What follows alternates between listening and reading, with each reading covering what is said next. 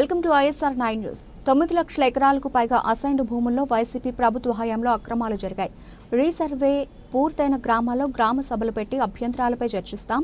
భూములు దోచుకున్న వారిపై చర్యలు తప్పవు. తప్పు చేసిన అధికారులపై కూడా కఠిన చర్యలు తీసుకుంటామని మంత్రి అనగాని సత్యప్రసాద్ అన్నారు. సభ్యులు బత్తు రామకృష్ణ గారు అడిగినటువంటి అధ్యక్ష, పేద బడుగు బలహీన వర్గాలందరికీ కూడా వాళ్ళ ఆర్థిక అభివృద్ధి కోసం అధ్యక్ష, ఏదైతే నిరుపయోగంగా ఉందో ఖాళీగా ఉన్నటువంటి ప్రభుత్వ భూములన్నీ కూడా అసైన్ చేసే కార్యక్రమం ఆంధ్రప్రదేశ్ ప్రభుత్వం చేపట్టిన అధ్యక్ష. 2019 నాటికి అధ్యక్ష దాదాపుగా 36,36,748 ఎకరాలు ఈ ప్రభుత్వాలు పంపిణీ చేసే అధ్యక్ష. అయితే అధ్యక్ష, గత ప్రభుత్వం అధ్యక్ష ఎన్నికల ముందు 6 నెలల ముందు అధ్యక్ష సరిగ్గా నిషిద్ధ 22 ఏదైతే ఉందో అధ్యక్ష, దాంట్లో 9 లక్షల పైచీలకు రాష్ట్ర వ్యాప్తంగా తొలగించే ఒక ప్రతిపాదన పెట్టుకున్నారు అధ్యక్ష.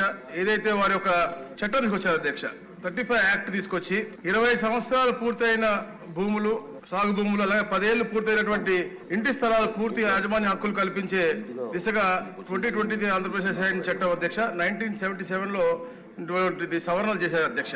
అయితే అధ్యక్ష, అసైన్ భూములని యాజమాన్య హక్కులు కల్పిస్తున్నాము అని చెప్పి తెలుసుకుని ముందే అధ్యక్ష ఈ యొక్క రాబందుల అధ్యక్ష, ఏదో వైసీపీ రాబందుల అధ్యక్ష ముందుగానే అక్కడికి వెళ్ళటం, ఈ అసైన్ ఉన్నటువంటి వ్యక్తులను బెదిరించడం, ఈ లాక్కోవడం అనేది చాలా పెద్ద ఎత్తున దుమారం రేపింది. ఇన్సైడ్ ట్రేడింగ్ కి పూర్తిగా పార్లమెంట్ నిర్ధారించడం కూడా జరిగింది అధ్యక్ష. తప్పకుండా దీనిపైన రీవెరిఫికేషన్ పెద్ద ఎత్తున చేస్తా ఉన్నాం అధ్యక్ష. దాదాపుగా ఏదైతే రిజిస్ట్రేషన్ జరిగినా 25,000 రిజిస్ట్రేషన్ జరిగినాయి, దాంట్లో 8,000 వరకు అన్లాఫుల్ గా జరిగిందని కూడా మా దృష్టికి వచ్చింది అధ్యక్ష. ఈ 9 లక్షల పైచీలకు ఏది అసైన్ భూములు ఉన్నాయో, డాటడు ఇనాం భూములు అన్ని కలిపి 13 లక్షల పైచీలకు, దాంట్లో దాదాపుగా 40% అన్లాఫుల్ జరిగినాయని కూడా తెలుస్తా ఉన్నాయి అధ్యక్ష. కేస్ బై కేస్ వెరిఫై చేసి తప్పకుండా పేదవాళ్ళు, ఎందుకంటే పేద ప్రజల హితం కోరే ప్రభుత్వం కాబట్టి తప్పకుండా వారికి ఇబ్బంది లేకుండా చేసే విధంగా ఈ యొక్క కార్యక్రమం చేస్తా ఉన్నాం అధ్యక్ష.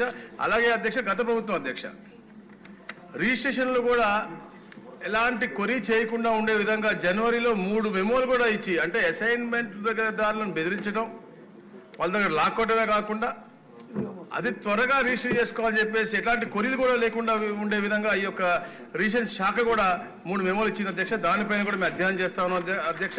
ఏదైతే నంద్యాల, పుట్టపర్తి, రాయచోటిలో దాదాపుగా మాక్సిమం గా ఉన్నాయి, దాని మీద కానీ విశాఖలో జరిగినటువంటి అవకతవకలపై కూడా ప్రత్యేక శ్రద్ధ పెట్టి తప్పకుండా ఏదో ల్యాండ్ ఏదైతే తప్పుదోవలు తీసుకున్నారో ఈ గద్దలు తప్పకుండా శిక్షిస్తాం అధ్యక్ష. అందుకనే అధ్యక్ష, మన ఈ పవిత్రమైన అసెంబ్లీకి కూడా ల్యాండ్ గ్రాబింగ్ యాక్ట్ మనం కన్సిడర్ చేయబోతా ఉన్నాం అధ్యక్ష రేపు ఎల్లుండో కఠినంగా. ఎందుకంటే ఈ ప్రభుత్వం ఏర్పడి 150 రోజుల అధ్యక్ష 70,000 పైచీలకు మన గ్రీవెన్స్ వచ్చినాయి కేవలం రెవెన్యూ మీద అధ్యక్ష.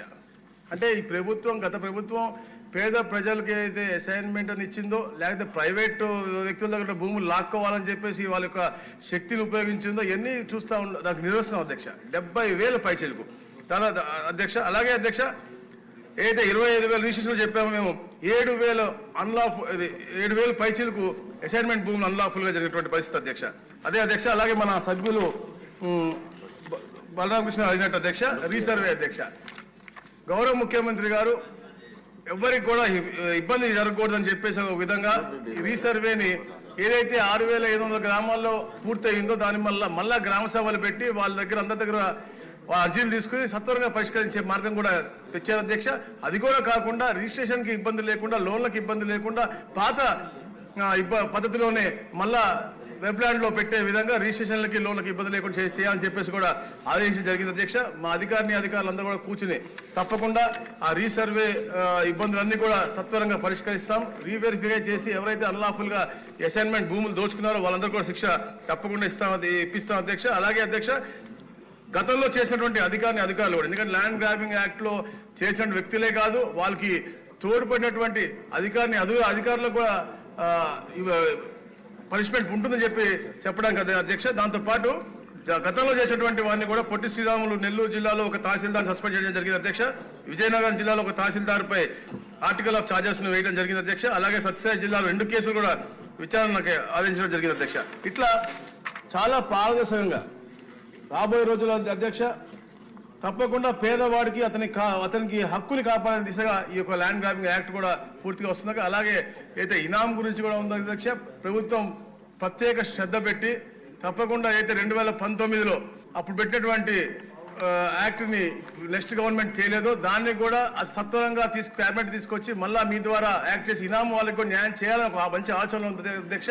తప్పకుండా అది కూడా సత్వరంగా పూర్తి చేస్తాం అధ్యక్ష. థ్యాంక్ యూ అధ్యక్ష.